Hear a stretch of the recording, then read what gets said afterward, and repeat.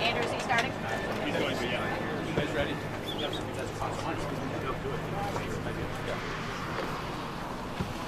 You guys ready?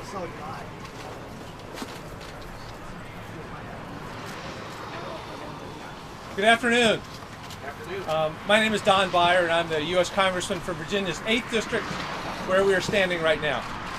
Please, look at this bridge. 2 lanes closed on one of the most important entrances to our nation's capital. We already have the worst traffic congestion in the country, and now this. This is not just the symbol, but the reality of failed leadership. The United States is the richest country in the history of mankind. We're the democratic leader, the military leader, the human rights leader, the financial leader, the educational leader of all the world. Why, oh why, can we not be the investment leader?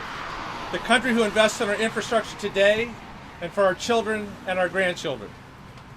Thank you for being here today, and I'd like to thank the National Park Service and the Federal Highway Administration for their vigilance and for their ensuring the safety of the thousands of commuters and tourists who travel the Arlington Memorial Bridge every day. The precautionary measures today in place ensure that this bridge is safe to travel, and we're hopeful these actions will extend the life of the bridge while emergency repairs are made. I'd also like to thank Secretary Jewell, Secretary Foxx, Senator Kaine, Congresswoman Norton, and Director Jarvis for being here today to highlight the declining condition of our transportation infrastructure. While the Memorial Bridge is a powerful illustration of this, it's only one of 70,000 bridges in the U.S. that are deemed structurally deficient. Most of us here know that the Memorial Bridge is built to symbolize the coming together, the reunification of a fractured nation after the Civil War. It links the memorial built to honor Abraham Lincoln with Robert E. Lee's home. Today, unfortunately, it symbolizes the neglect of our nation's infrastructure. For far too long, we've avoided having an open and innovative discussion on how to address the construction, rehabilitation, and maintenance of our country's deteriorating transportation system. There's no question that the current system is as broken as the bridge behind me. Instead of enacting a long-term sustainable highway reauthorization that would provide for funding for highway construction, bridge repair, mass transit, we keep kicking the can down the road and deferring conclusive action by passing short-term extensions. It's unacceptable, and this is the cumulative effect. Just as much as we think about the nation's infrastructure, we have to think about the sanity of our daily commute. As bridge work continues, we gotta strive to ease the rush hour congestion. 68,000 cars a day. There were 150 buses a day going over. My office has been in touch with the Office of Personnel Management to request that they recommend and remind all employees of telework and flexible work schedule options. And we hope that federal employees will maximize these options, at least for the duration of the bridge work. And we'll stay in touch with OPM Director Archuleta and consider additional necessaries to make the commute as peaceful and painless as possible. With that, it's my privilege to introduce our Secretary of Interior, Secretary Sally Jewell.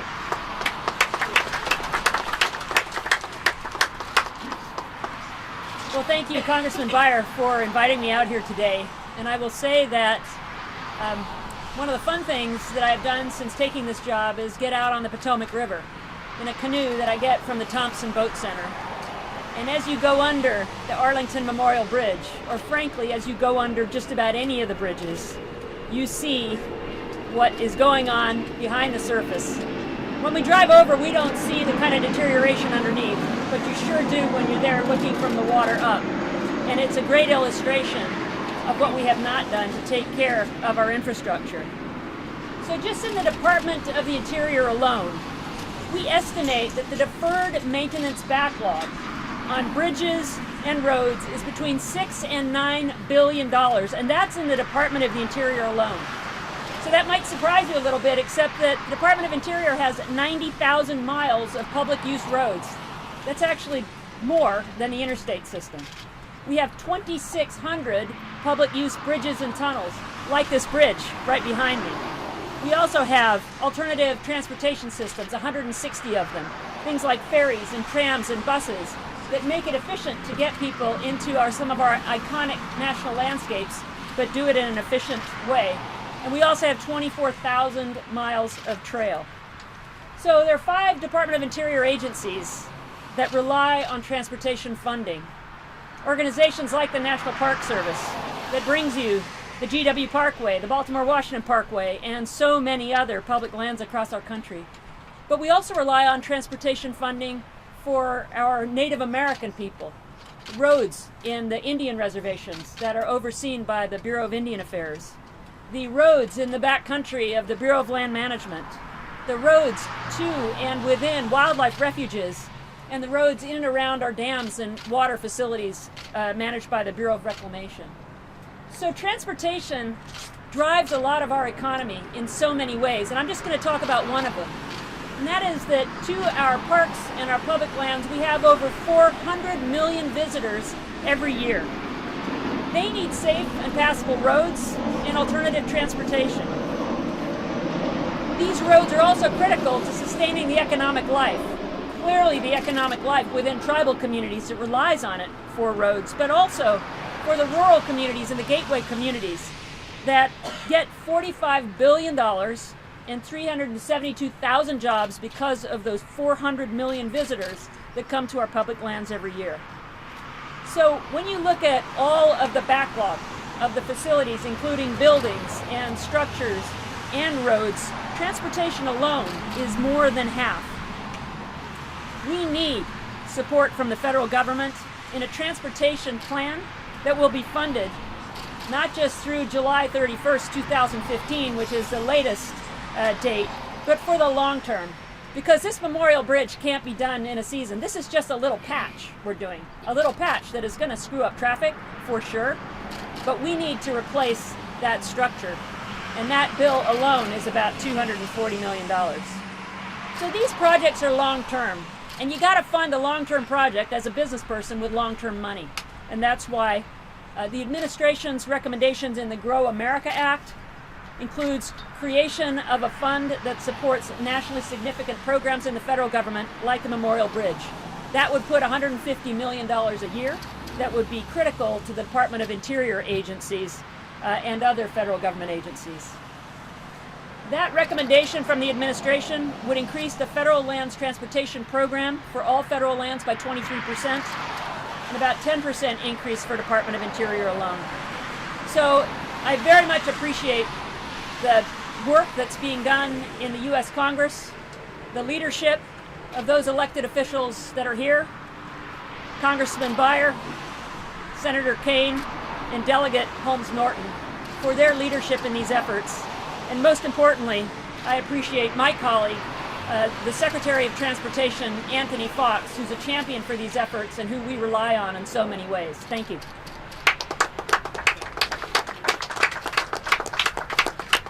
It's now my honor to introduce the Secretary of Transportation of the United States, Secretary Anthony Foxx.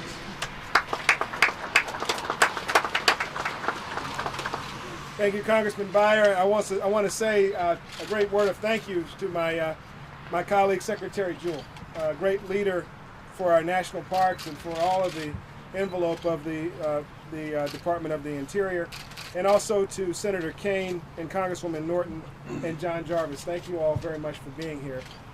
Come to you today with a bit of a heavy heart. I do want to say at the outset that the Vice President's family, I think, is in all of our hearts and minds today, and will continue to be for the foreseeable future. A great family and a great loss in Bo Biden.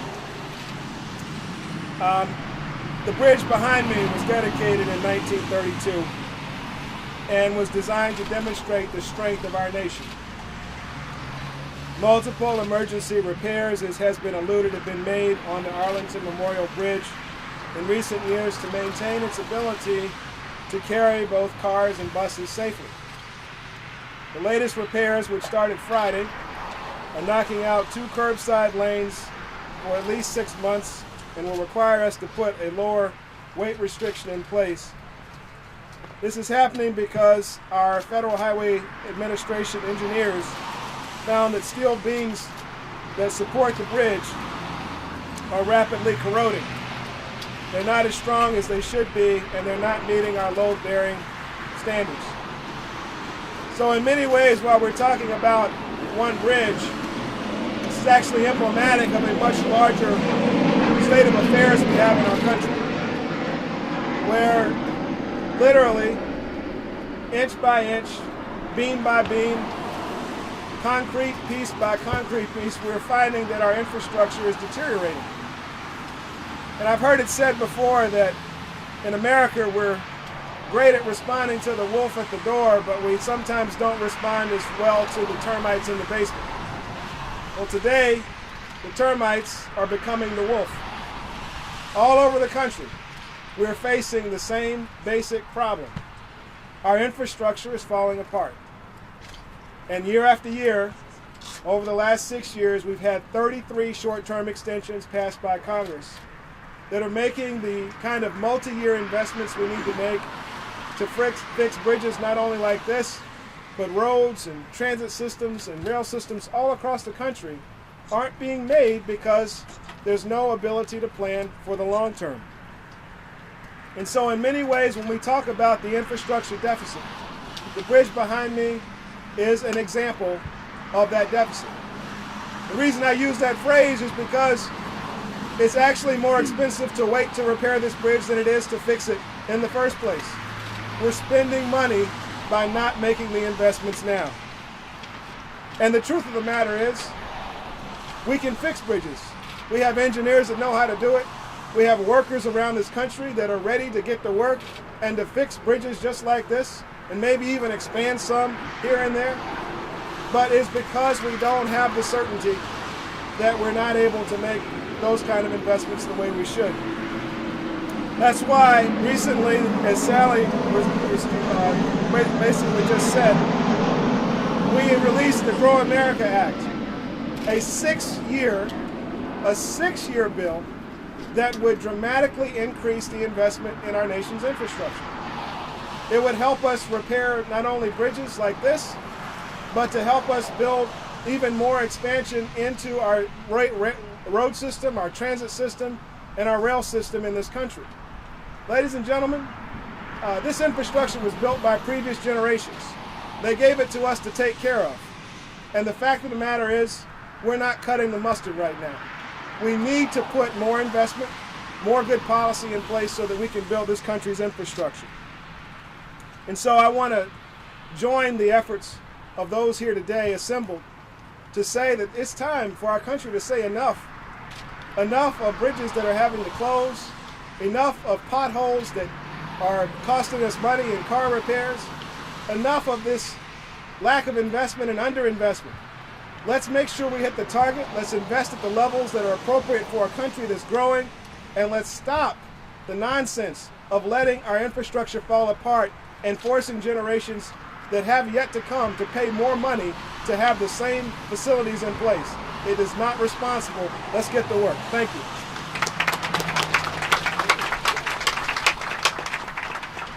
Next, we're honored to hear from the former Lieutenant Governor of Virginia and Governor and the Junior Senator from Virginia right now, Tim Kaine.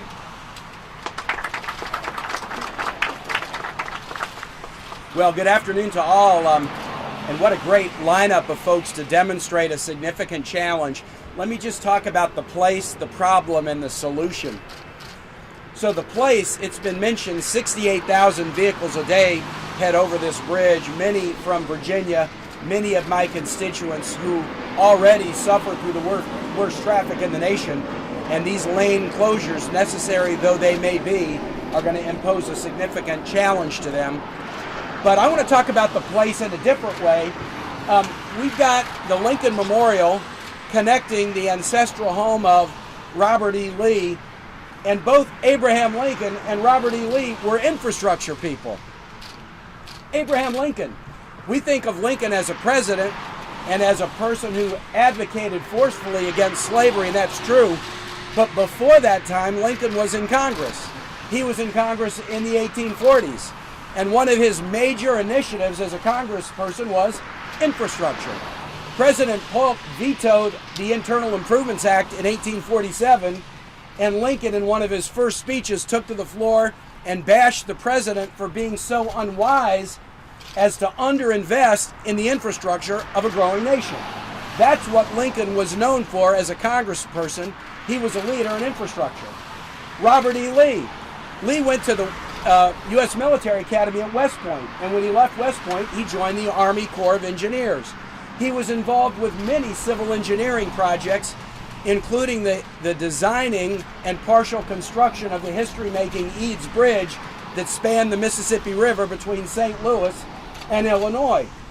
Both of these leaders whose memorials and homes are visible today, understood what American leaders understand. Infrastructure investments make a lot of sense. And we've got to have leaders in the 21st century who understand it just like they did. The problem, it's been laid out. Let me just be specific about Virginia. This is one of the 4,800 structurally deficient or functionally obsolete bridges in the Commonwealth.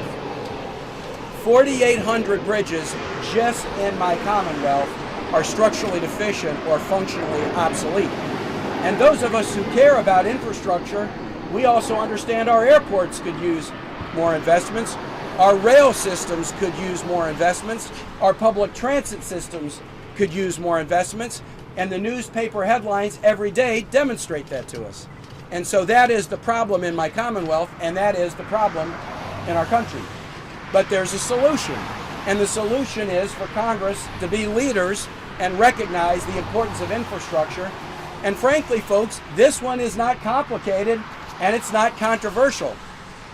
I could tell you 5 issues that we are working on right this minute in Congress that are controversial. Infrastructure is not one. The American public wants us to invest in infrastructure. Read any poll. Mayors and governors are knocking on our door saying, do significant investments in infrastructure, regardless of what region or party they are from or represent.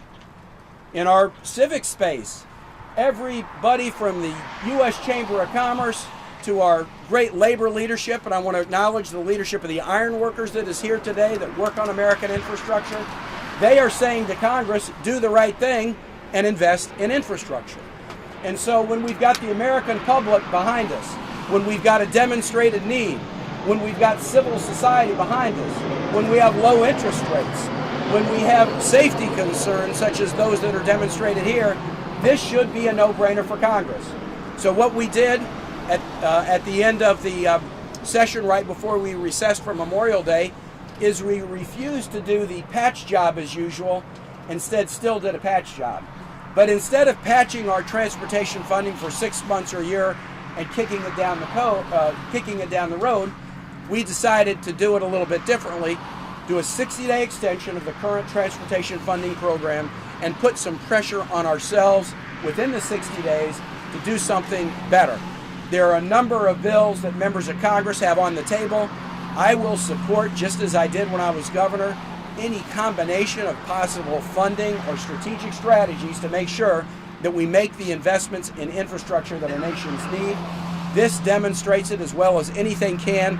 Let's be leaders just like our exemplars in this particular place were leaders when it comes to infrastructure investment. Thanks very much.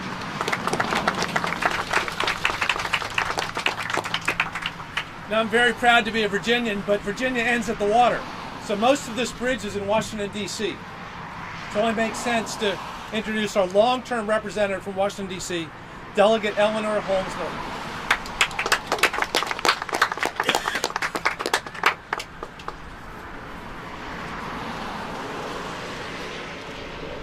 Thank you, Don. Again, everybody from Virginia is trying to get to D.C., and it's going to be very, very difficult.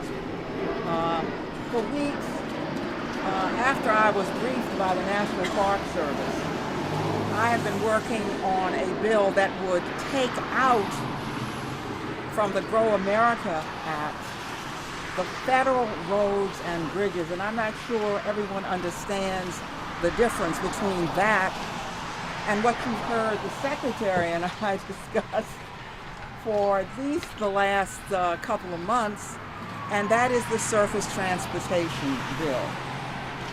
The name of the bill that would relate to this bridge and other federal roads and bridges and distinguishes it from the Highway Trust Bill is the Save Our National Parks Transportation Act. I am ranking member of the subcommittee that is writing the surface transportation bill. And I'm asking regional co-sponsors to go on this separate bill with me first, so that this region can lead the rest of the country in doing what it should do for its federal roads and bridges. Let me be clear. This is not a part of the Surface Transportation Trust Fund. So when you hear us talking about the number of bridges my good friend spoke of, for example, in Virginia, he's not necessarily in fact, he's not talking about this bridge. This bridge is separately funded from a 100% funded part of the act. It must be funded not some by the states and some by the federal government, but 100% by the federal government. And if I may say so, I think most of us, in our anxiety to get out our state funding, have ourselves overlooked that much of the funding we most need in this region is 100% federal funding. That is very distinct from all your decrepit bridges and roads that will depend upon the Highway Trust Fund. Now, of all of these federal bridges and federal roads, none is in worse shape and perhaps more vital than the Memorial Bridge. It's been on the historic register since 1980. That tells you a bit about its national importance on both sides of that bridge as you go into Virginia and come into the nation's capital, where you come into, this is the grand gateway to our historic places here in the nation's capital. But what you may not know is that this is part of the national highway system, and that of the 14 bridge and roads which bring people to the District of Columbia, this is the one that brings most of them here. This is number one. So when you cut out 2 lanes going in each direction and you, quote, reroute traffic, where are you rerouting them onto? You are taking them and saying, why don't you try the 14th Street Bridge or some other of the already decrepit and congested parts of our bridge. So this closing is going to have a domino effect on the rest of the congested transportation in the region, because they have got to find some way else to get here. Metro buses, for example, are the equivalent of a subway line. Everybody who rides one of those Metro buses going in either direction has got to find some other way, because their Metro bus is finding some other way. Don't even consider driving across this bridge. So we've got to focus on what to do about bridges like this, particularly since this is number one in this region.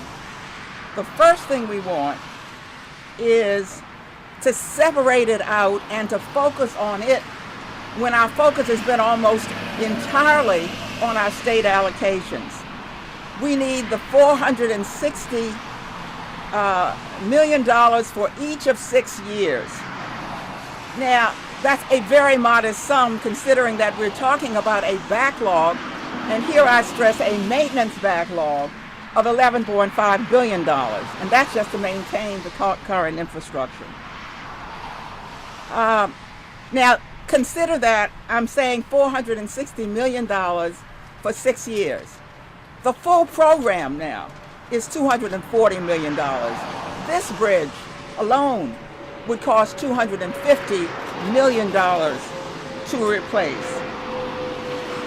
There's another fund, and this bridge may qualify for that fund. It's the National Significant Federal Lands Transportation Fund for historically significant bridges and roads. And we say historically significant, but please understand, these are main arteries as well. They're main arteries in places like Utah. Almost every state of the union uses them as a main artery. They are revenue for the state because they help get their workers back and forth, and they help get them to their historic sites. If you want to know how important these sites are, when the federal government closed down, the state of Utah took over the roads to go to its historic site because it didn't want to use the revenue that was lost when the federal roads were closed down. So I think we have reached the nadir when we're talking here about rush hour traffic across the historic gateway to the nation's capital and the attending costs to business, to the federal government, and to its workforce being rerouted. I say we must not be satisfied at the patching of this bill, which will cost us money that we will then tear up when we need to repair the bridge. We ought to begin here to completely rebuild the Memorial Bridge. This region needs to take the leadership for regions across the country which also are asleep on this 100% federally funded portion of the budget, so that we can wake this up and then get the country to focus on our national transportation focus. My friends, I tell you, unless there is more public outrage, we're going to see another kick down another road. We need to wake the public up. They clearly believe that as long as you can get across that bridge, who cares? Well, now that they're not able even to get across number one gateway to the nation's capital, maybe we can start everyone to caring. Thank you very much.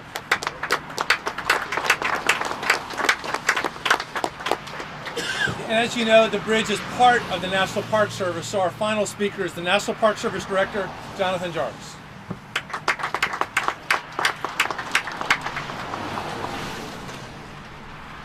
Thank you, members of Congress, and Secretary Jewell, Secretary Foxx. Really great to have everybody out here today. I'm kind of a detail guy. I've been in the Park Service for almost 40 years and did my second trip down inside the bridge, so I encourage all of you that you have the time after this press conference that you get to see it for yourself.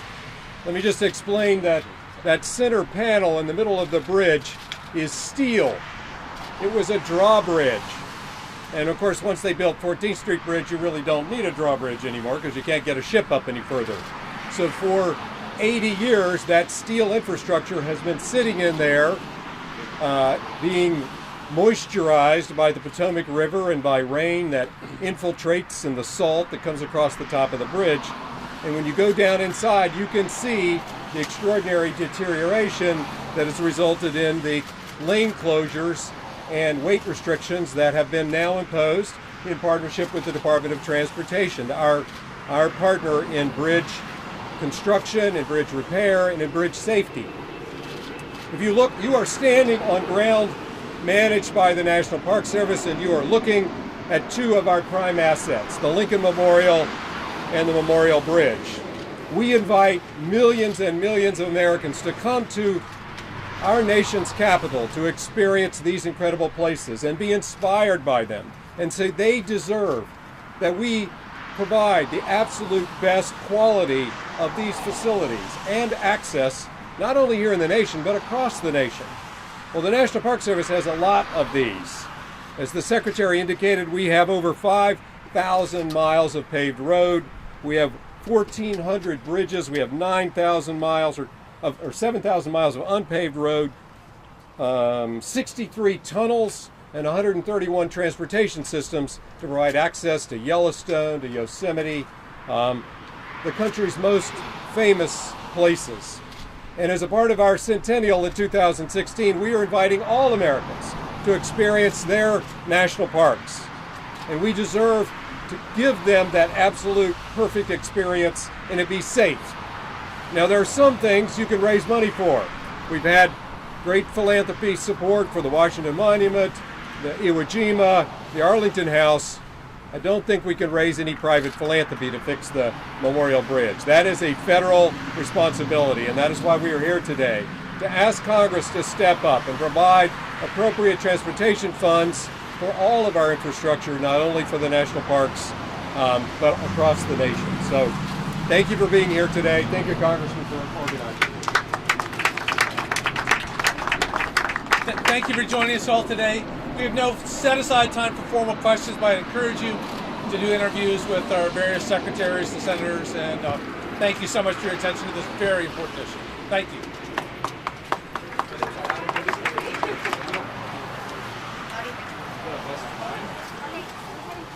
Yeah, it's